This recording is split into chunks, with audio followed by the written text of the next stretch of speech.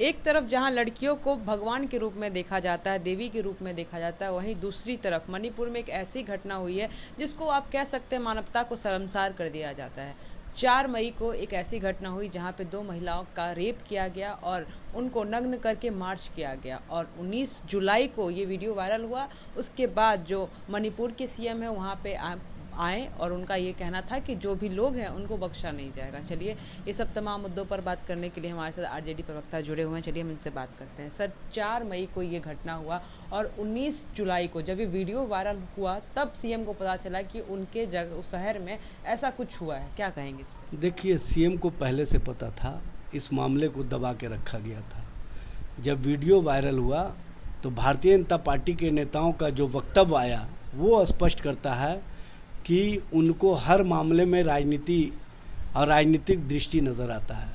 माननीय प्रधानमंत्री जी जब टीवी पर आकर के कल कह रहे थे कि देश शर्मसार हुआ, देश के लोग शर्म महसूस कर रहे हैं, तो उनको ये भी बता देना चाहिए था कि देश शर्मसार हुआ भारतीय जनता पार्टी के सत्ता में रहने के कारण, देश शर्मसार हुआ वीरेंद्र सिंह के मुख्यमंत्री रहने के कारण, देश शर्मसार हुआ भारतीय जनता पार्टी के द्वारा महिलाओं के प्रति जो व्यवहार देखने को पिछले दिनों से आ रहा था उसके कारण। लेकिन वो बातें उन्होंने छुपा ली।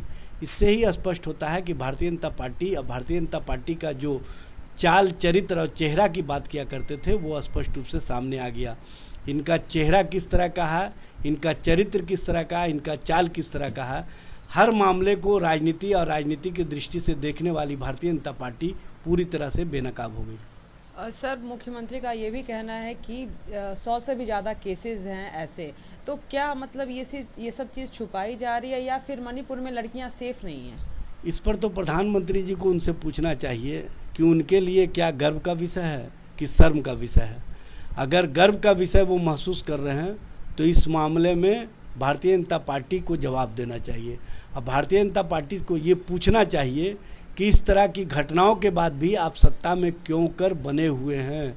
और माननीय प्रधानमंत्री जी, आपको लोगों के बीच आकर के कहना चाहिए कि हमारी पार्टी के मुख्यमंत्री के कारण पूरा देश शर्मसार हो रहा है। हम देश से माफ़ी मांगते हैं और देश में हम अब शासन और प्रशासन को संभालने की स्थिति में नहीं है।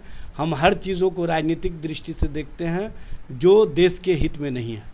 अच्छा, मणिपुर में सर रेप हुआ, 2 महीने बाद इस पे संज्ञान लिया गया है। वहीं पे यहाँ पर 13 जुलाई को लाठीचार्ज किया गया था। उसके बाद बैठक बुलाई गई और बड़े बड़े नेता आए। उसके बाद उनका साफ तौर पे ये कहना था कि उनको विजय कुमार सिंह जिनकी मृत्यु हो गई तो यहाँ की सरकार को बख्शा नहीं जाएगा। मतलब इस केस के लिए सेंट्रल से लोग आ गए। वहीं पे जहाँ पे रेप किया गया महिलाओं का, वहाँ पर इतना लेट करना कार्रवाई, क्या ये सही है? ये तो भारतीय जनता पार्टी के लोग जवाब देंगे न। भारतीय जनता पार्टी के लोग जनता के प्रति कभी जवाब दे रहे नहीं हैं, महिलाओं के प्रति कभी जवाब दे रहे नहीं हैं, महिलाओं के प्रति उनका कोई बेहतर सोच रहा नहीं है, जिस कारण ये स्थिति और परिस्थिति देखने को मिला। और आंदोलन के क्रम में जब कोई मामले आते हैं तो भारतीय जनता पार्टी राजनीतिकरण करने के लिए और इसको राजनीतिक लाभ के लिए कहीं ना कहीं इस्तेमाल करती है। ये बात स्पष्ट रूप से दिख गया कि भारतीय जनता पार्टी जो लाठीचार्ज हुआ उस मामले का राजनीतिकरण करके समाज में और समाज के बीच में किस तरह का वातावरण का निर्माण किया।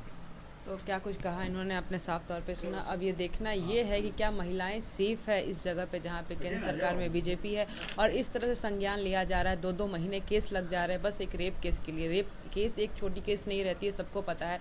और जहाँ पे महिलाओं को देवी के रूप में देखा जाता है वहाँ पे इस तरह का व्यवहार किस तरह से सही, अब देखना लाजमी रहेगा कि आगे क्या होता है। बने रहिएगा इस न्यूज़ के साथ। मैं काजल सर्वे।